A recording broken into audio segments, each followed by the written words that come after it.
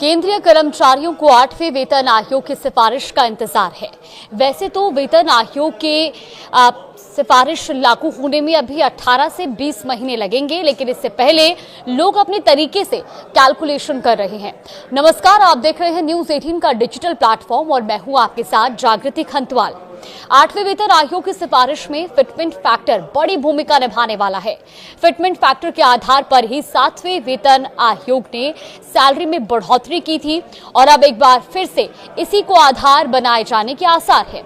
इससे basic salary से गुना किया जाता है और अब सवाल ये है कि आखिर फिटमेंट फैक्टर कितना हो सकता है। दरअसल कर्मचारी संगठनों ने 2.86 से लेकर 3.25% तक के फिटमेंट फैक्टर की मांग रखी है।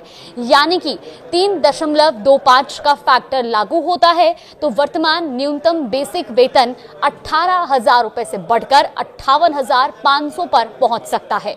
आपको बता दें कि 7वें वेतन आयोग ने 2.57 का फिटमेंट फैक्टर लागू किया था, जिससे न्यूनतम वेतन 7,000 से बढ़कर 18,000 रुपए हो गया था।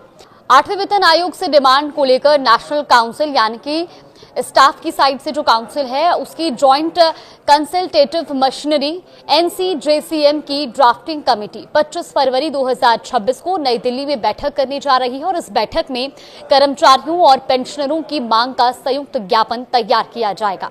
ये चर्चा लगभग एक हफ्ते तक चलने की संभावना है। कर्मचारी संगठनों ने फिटमेंट फैक्टर के अलावा 5% वार्षिक वेतन बढ़ाने की और साथ ही हाउस रेंट अलाउंस यानी कि HRA के लॉजिकल निर्धारण के साथ ही DA का एक नया स्ट्रक्चर और पेंशन संशोधन फॉर्मूले पर चर्चा की मांग की है। 8वें वेतन आयोग की वेबसाइट भी हाल ही में शुरू हो गई है।